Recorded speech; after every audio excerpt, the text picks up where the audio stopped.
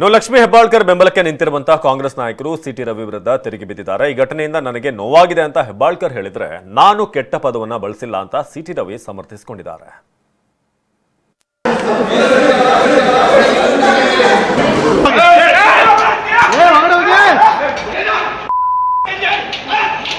ವಿಧಾನ ಪರಿಷತ್ನಲ್ಲಿ ಲಕ್ಷ್ಮೀ ಹೆಬ್ಬಾಳ್ಕರ್ ವಿರುದ್ಧ ಸಿಟಿ ರವಿ ಆಡಿದ್ದಾರೆ ಎನ್ನಲಾದ ಅವಾಚ್ಯ ಪದ ಬಳಕೆ ವಿಚಾರ ಕಾಂಗ್ರೆಸ್ ಪಾಳೆಯವನ್ನ ಕೆರಳಿಸಿದೆ. ಇದಕ್ಕೆ ಬಿಜೆಪಿ ನಾಯಕರಿಂದಲೂ ಕೌಂಟರ್ ವಾರ್ ನಡೆದಿದೆ. ಘಟನೆಯಿಂದ ನನ್ನ ಮನಸ್ಸಿಗೆ ತುಂಬಾ ನೋವಾಗಿದೆ. ಟಿವಿ9 ಕ್ಯಾಮೆರಾ ಮುಂದೆ ಭಾವುಕರಾದ ಹೆಬ್ಬಾಳ್ಕರ್. ಸಿಟಿ ರವಿ ವಿರುದ್ಧ ಲಕ್ಷ್ಮೀ ಹೆಬ್ಬಾಳ್ಕರ್ ಅಕ್ಷರಶಃ ಕೊತ ಕುದೀತಾ ಇದ್ದಾರೆ. ಟಿವಿ9 ಕ್ಯಾಮೆರಾ ಮುಂದೆ ಭಾವುಕರಾದ ಸಚಿವೆ ಲಕ್ಷ್ಮೀ ಹೆಬ್ಬಾಳ್ಕರ್ ಘಟನೆಯಿಂದ ನನ್ನ ಮನಸ್ಸಿಗೆ ತುಂಬಾ ನೋವಾಗಿದೆ ಅಂತ ಹೇಳಿದ್ರು. ಬಹಳ ಮನಸ್ಸಿಗೆ ನೋವಾಗಿದೆ. ನನ್ನ ನಾಳೆ ಫ್ರಸ್ಟ್ರೇಟೆಡ್ ಅಂದಿದ್ದೇನೆ ಎಂದ ಸಿಟಿ ರವಿ. ನಿಮಗೆ ಉಬ್ಬಿದ ರಕ್ತನಾಳ ಅಂದ್ರೆ ವೆರಿಕೋಸ್ ವೇನ್ಸ್ ಸಮಸ್ಯೆ ಇದ್ದಲ್ಲಿ ಫ್ರೀ ಡಾಪ್ಲರ್ ಸ್ಕ್ಯಾನಿಂಗ್ಗಾಗಿ ಹಿಂದೆ ಭೇಟಿ ಕೊಡಿ ಏವಿಸ್ ಆಸ್ಪತ್ರೆಗೆ. ಲಕ್ಷ್ಮೀ ಹೆಬ್ಬಾಳ್ಕರ್ ಆರೋಪಕ್ಕೆ ಪ್ರತಿಕ್ರಿಯಿಸಿರುವ ಸಿಟಿ ರವಿ ಅಶ್ಲೀಲ ಪದ ಬಳಕೆ ಮಾಡಿಲ್ಲ ಅಂದ್ರು. ಫ್ರಸ್ಟ್ರೇಟೆಡ್ ಆಗಿದ್ದೀರಾ ಅಂತ ಹೇಳಿದ್ದೀನಿ ಅಂತ ತಮ್ಮ ಮಾತಿಗೆ ಸ್ಪಷ್ಟನೆ ಕೊಟ್ರು. ಕಾಂಗ್ರೆಸ್ ಅಂಬೇಡ್ಕರ್ ಅವರಿಗೆ ಮಾಡಿದ ಅಪಮಾನದ ಬಗ್ಗೆ ನಾನು ಪ್ರಸ್ತಾಪ ಮಾಡಿದ್ದೀನಿ. ಅವರಿಗೆ ಯಾವ್ಯಾವ ರೀತಿ ಅನ್ಯಾಯ ಮಾಡ್ತು ಅನ್ನೋದನ್ನು ಹೇಳಿದ್ದೇನೆ. ಇವತ್ತು ನೀವು ನಾಟಕ ಆಡ್ತಾ ಇದ್ದೀರಿ ಅಂತ ಹೇಳಿದ್ದೇನೆ. ಫ್ರಸ್ಟ್ರೇಟೆಡ್ ಆಗಿದ್ದೀರಿ ಅಂತ ಹೇಳಿದ್ದೀನಿ. ಅವರವರ ಭಾವನೆಗೆ ತಕ್ಕಂತೆ ಭಾವಿಸಿದರೆ ಅದಕ್ಕೆ ನಾನು ಹೊಣೆಗಾರ ಅಲ್ಲ. ಯಾವುದು ರೆಕಾರ್ಡಲ್ಲಿದೆ ಆನ್ ರೆಕಾರ್ಡಲ್ಲಿದೆ ತೋರಿಸ್ಲಿ. ಕ್ರಿಮಿನಲ್ ಅಫೆನ್ಸ್ ಆಗುತ್ತೆ ಎಂದ ಸಿಎಂ ಸಿದ್ದರಾಮಯ್ಯ. ಆರೋಪ ತಳ್ಳಿ ಹಾಕಿದ ಸಿಟಿ ರವಿಗೆ ತಿರುಗೇಟು ಕೊಟ್ಟ ಸಿಎಂ 10 ಬಾರಿ ಅವಾಚ್ಯ ಪದ ಹೇಳಿದ್ದಾರೆ ಅಂತ ಪರಿಷತ್ ಸದಸ್ಯರೇ ಹೇಳಿದ್ದಾರೆ. ಇದು ಕ್ರಿಮಿನಲ್ ಅಫೆನ್ಸ್ ಅಂದ್ರು. ಇದಕ್ಕೆ ಸಿಟಿ ರವಿ ಕೌಂಟರ್ ಕೊಟ್ಟಿದ್ದಾರೆ. It amounts to criminal offense.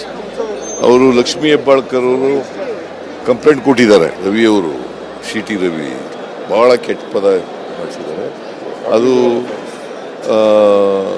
Criminal offence ಆಗುತ್ತದೆ. ಅದರಿಂದ ಬಹಳ ನೊಂದ್ಕೊಂಡಿದ್ದಾರೆ ನಮ್ಮ ಲಕ್ಷ್ಮೀ ಹೆಬ್ಬಾಳ್ಕರ್ ಅವರು ಮಂತ್ರಿ. ಮಾನ್ಯ ಮುಖ್ಯಮಂತ್ರಿಗಳಷ್ಟು ನಾನು ಕಾನೂನು ತಜ್ಞ ಅಲ್ಲ.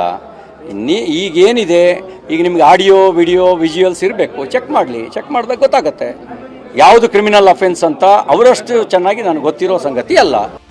ಲಕ್ಷ್ಮಿ ಆರೋಪಕ್ಕೆ ಧ್ವನಿಗೂಡಿಸಿದ ಕಾಂಗ್ರೆಸ್ ಪಡೆ ಸಿಟಿ ರವಿ ವಿರುದ್ಧ ಬೆಂಕಿ ಉಗುಳಿದೆ. ಸಿಟಿ ರವಿ ಅವರು ರಾಹುಲ್ ಗಾಂಧಿ ಅವರ ವಿಚಾರವನ್ನ ತೆಗೆದಿದ್ದಾರಂತೆ. ರಾಹುಲ್ ಗಾಂಧಿ ಅವರನ್ನು ತೆಗೆದ್ಬಿಟ್ಟು ರಾಹುಲ್ ಗಾಂಧಿ ಡ್ರಗ್ ಅಡಿಕ್ಟ್ ಅಂತ ಹೇಳಿದಾರಂತೆ. ಸೊ ಅದಕ್ಕೆ ನ್ಯಾಚುರಲಿ ನಮ್ಮ ನಾಯಕರ ಬಗ್ಗೆ ಮಾತಾಡಿದಾಗ ನಾವು ಆಕ್ರೋಶಕ್ಕೊಳಗಾಗ್ತೀವಿ. ಆಗ ಅವ್ರು ಏನು ಹೇಳಿದಾರೆ, ಅವ್ರ ಬಗ್ಗೆ ನೀವ್ಯಾಕೆ ಮಾತಾಡ್ತೀರಿ, ನಿಮ್ಮ ಬಗ್ಗೆ ಮಾತಾಡ್ದಲ್ಲ, ನೀವು ಆಕ್ಸಿಡೆಂಟ್ ಮಾಡಿದ್ರೆ ನೀವು ಕೊಲೆಗಾರ ಅನ್ಬೋದು, ನಾವು ಕೊಲೆಗಾರ ಹಾಗಾರೆ ನೀವು ಅಂತ ಈಕೆ ಅಂದಿದ್ದಾರೆ. ಅದಕ್ಕೆ ಅವರು ಸಿಟ್ಟಿಗೆದ್ದು ಅಂತ ಹೇಳ್ಬಿಟ್ಟು ಅವ್ರನ್ನ ಒಂದು 10 ಸಲ ಅಂದ್ರಂತೆ. ಭುವನೇಶ್ವರಿಗೆ ಜಯವಾಗ್ಲಿ ಅಂತಾರೆ. ಒಂದು ತಾಯಿಯನ್ನ, ಒಂದು ಹೆಣ್ಮಗುವನ್ನ, ಒಂದು ಅಕ್ಕ ತಂಗಿಯನ್ನ ಸಂಸ್ಕಾರವಾಗಿ ಮಾತಾಡುವಂತ ಲಕ್ಷಣ ಇಲ್ಲದೆ ಇರೋರು ಎಂತ ಜನಪ್ರತಿನಿಧಿ? ಜನ ಹೇಗೆ ಇವ್ರನ್ನ ಜನಪ್ರತಿನಿಧಿ ಅಂತ ಅಕ್ಸೆಪ್ಟ್ ಮಾಡ್ತಾರೆ? ಅಂಥ ಪದ ಒಬ್ಬ ವಿಧಾನ ಪರಿಷತ್ ಸದಸ್ಯ ಉಪಯೋಗಿಸ್ಬೋದು ಅಂತ ನಾನು ಊಹಿಸಿರಲಿಲ್ಲ. ಸೊ ಹಾಗಾಗಿ ತಪ್ಪಾಗಿ ನಾನು ಕೇಳಿಸ್ಕೊಂಡಿರ್ಬೋದು, ಕನ್ಫರ್ಮ್ ಮಾಡ್ಕೊಂಡದ್ದು ಸುಮ್ಮನಾದೆ. ಅದಾದಮೇಲೆ ಅವರು ಕೂತ್ಕೊಂಡು ಹೊರಗೋದ್ರು ಹೇಳಿ. ಆಮೇಲೆ ಲಕ್ಷ್ಮೀ ಹೆಬ್ಬಾಳ್ಕರ್ ಪಾಪ ಬಹಳ ಕೋಪದಿಂದ ನೋದಿಂದ ಬಂದು ನಮ್ಮ ಹತ್ರ ಈ ರೀತಿ ಹೇಳಿದ್ರು ಅಂತ ಹೇಳಿದ್ರು. ಆವಾಗ ನಾನು ಹೇಳಿದೆ, ಹೌದು ನಾನು ಕೇಳಿಸ್ಕೊಂಡು ಆ ಮಾತು ಹೇಳಿದ್ರು ಅಂತ ಹೇಳಿ. ಗೂಂಡಾಗಳನ್ನ ಕರೆಸಿ ಕೊಲೆ ಬೆದರಿಕೆ ಹಾಕಿದ್ದಾರೆ ಅಂತ ಸಿಟಿ ರವಿ ಗುಡುಗಿದ್ರು. ಆದ್ರೆ ಬಿಜೆಪಿಯವರು ಭಾರತಾಂಬೆಗೆ ಅವಮಾನ ಮಾಡಿದ್ದಾರೆ ಅಂತ ಡಿಕೆ ಶಿವಕುಮಾರ್ ತಿರುಗೇಟು ಕೊಟ್ಟಿದ್ದಾರೆ.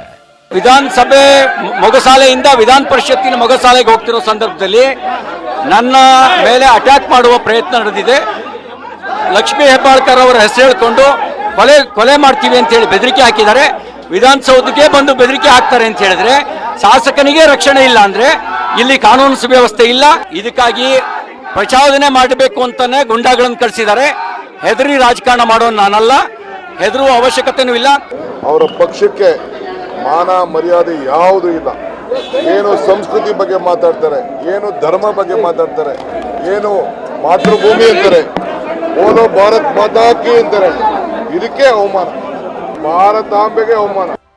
ಸಿಟಿ ರವಿ ಬಂಧನ ಖಂಡಿಸಿರುವ ವಿಪಕ್ಷ ನಾಯಕ ಆರ್ ಅಶೋಕ್, ಇದು ಗೂಂಡಾಗಿರಿ ಸರ್ಕಾರ ಅಂತ ಕಿಡಿಕಾರಿದ್ರೆ ವಿಜೇಂದ್ರ ಸಿಟಿ ರವಿ ಹಾಗೆ ಹೇಳಿದ್ದಾರೆ ಅನ್ನೋದನ್ನ ನಾನು ಒಪ್ಪಲ್ಲ ಅಂದಿದ್ದಾರೆ. ಲೈಂಗಿಕ ಕಿರುಕುಳ ಹೇಗೆ ಆಗುತ್ತೆ ಅಂತ ಆರ್ಗ ಜ್ಞಾನೇಂದ್ರ ಪ್ರಶ್ನಿಸಿದ್ದಾರೆ. ಕಾಂಗ್ರೆಸ್ಸಿನ ಗೂಂಡಾಗಿರಿ ಪ್ರವೃತ್ತಿಯನ್ನ ಮಾಡಿರುವಂಥದ್ದು ಅಕ್ಷಮ್ಯ ಅಪರಾಧ.